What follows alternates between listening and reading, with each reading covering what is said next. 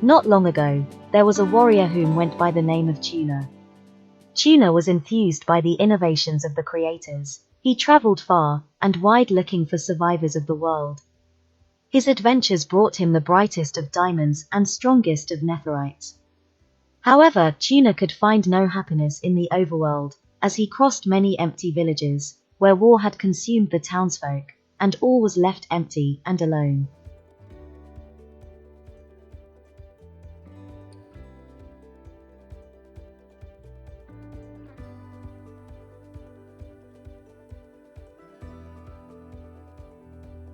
Although Tuna had ventured through the majestic treasures of the deepest seas, wandered the most open plains, and explored the rarest of flower forests, he still lacked the reward of companionship.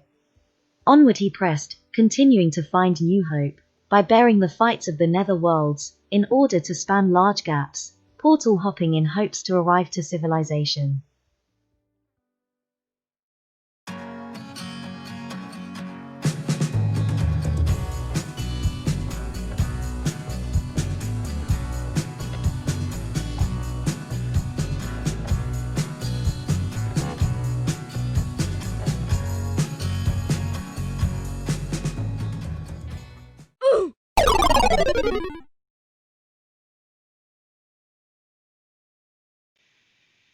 Wait a second, What? What time is it? Where are we even? Oh, we're in Vasten. Okay, alright, cool. It's just a dream. Oh, man. Holy crap, the sun's up. Guys, we gotta get to work. Alright, Vasteneers are gonna kick our butts for not being there. We have a farm to rebuild, so let's go ahead and go knock that out.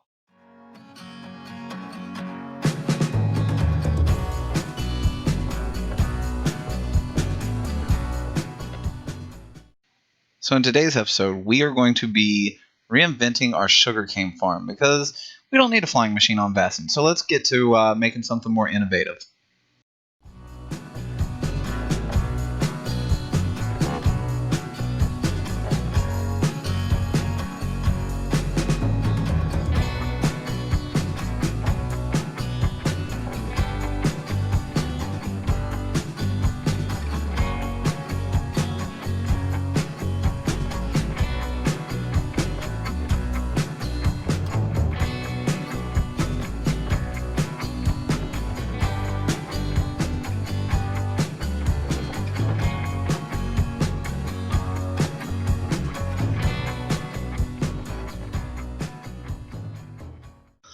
So now we got that all cleaned up, now we've got to relay our platforms for everything that's about to go on here. So let's go ahead and knock it out.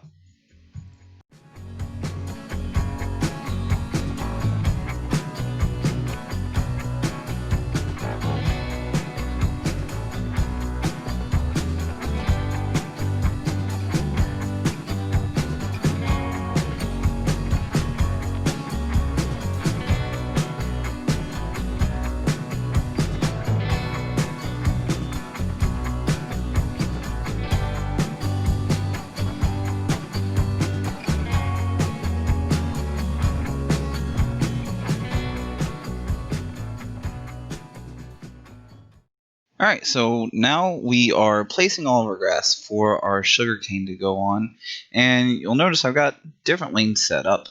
So we're going to be making, possibly I believe we're going into 3 different modules here, and they're all going to be the same. One's going to replicate the other, so we're going to lay this all out. And the reason we wanted to get this set up was because the flying machine is great, and it does harvest a lot of sugarcane, but we had it to where the farm was only manually operated. Since the theater is sitting right above us here, we can't use a sunlight detector to be able to set it off. So we're putting this in here to be able to keep it automated. And now that we've got all of our grass put in, let's go ahead and do our pistons. We're going to go 2 blocks high, and we're going to go ahead and run this all the way around.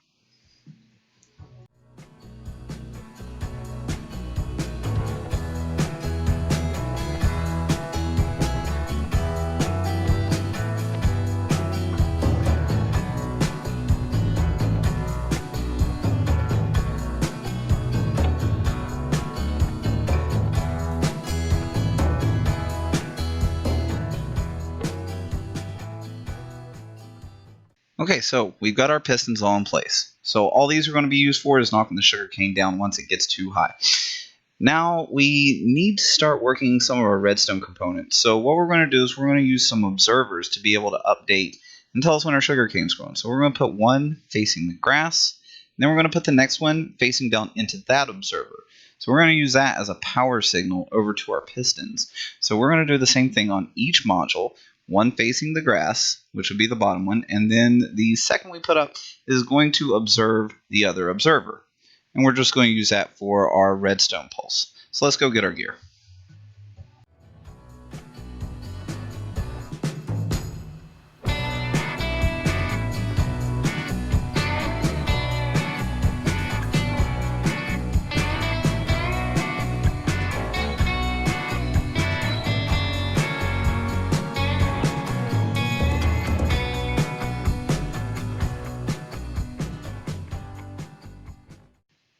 Alright guys, all of our redstone is done and in place. So let's take a look at what we did. We've got redstone dust all the way down through 24 blocks. Each section is 8 blocks long. And if you look over here, I've got a little block notched out where each observer is. And that's just so that way we can carry the redstone's power up to our trail that goes down. So if we walk this trail that starts right here in the corner, we're going to walk this down, and you'll see that I put a repeater every now and then, and that's just so that way we can keep that constant power source, because your redstone dust can only be carried by 15 blocks. So being that this is a 24 block stretch, we want to make sure that we keep that consistent power. And we did that on each section. If you look, we've got the observer that's facing down, and then right beside of it we've got another power block. And the same thing on the third module. And then whenever we run it down, I want to make sure that everything lines up so that way each module is operating just the same and everything should tick at the same pace. So we got these guys lined up, and that looks good to me. So let's go ahead and go over and start actually placing our sugarcane. And there we go, we got some piston action. So let's go ahead and place the rest of the sugarcane. Now, while we're in this, I'm going to go ahead and let you guys know that each source block here, or each block of water, has to be source blocked. You can't just run the stream down like I have it right now. So later on we are going to go back, we're going to source block those, and we're also going to place top slabs on those. And then on top of that top slab, which I'll show you guys later, we will have a water stream that's going down to our collection system, just to push all of our sugarcane right down here where I'm standing right now. So we will have some iron bars that's going to go right through the middle here, so that way whenever the piston pushes that sugarcane off, it won't fly over to the other side. And it looks like everything is working. We are making music today, guys. This is perfect. So this is what it should look like as the end product. We do have the iron bars ran right down the middle. You'll see that I went ahead and top slabbed water blocks and ran a stream on top of that, so that way whenever the sugarcane breaks off, it'll actually land into that stream and be pushed down right into here like Augustus Gloop himself. If you don't know the reference, definitely Google that and look it up, because I'm about to end up like he is up here in this water tube. Well, let's get out of here and let's look at what we did on the top here.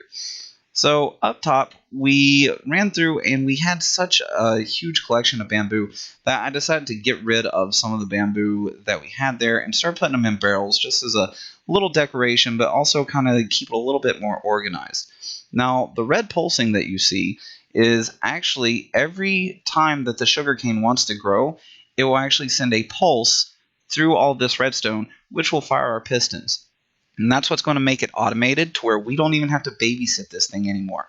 Everything will end up over here in the corner where I'm at, and it will shoot up this collection system, which if you need help ever building one, definitely get in my DMs, contact me, or watch me on Twitch. You guys know the handle. It's down there in the details of the video, www.twitch.tv/thattunerguy, and that is where I do a lot of my detailed work.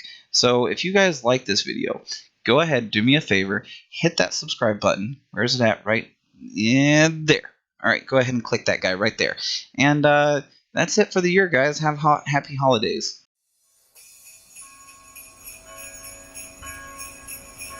Merry Christmas! Ho, ho, ho, ho, ho, ho.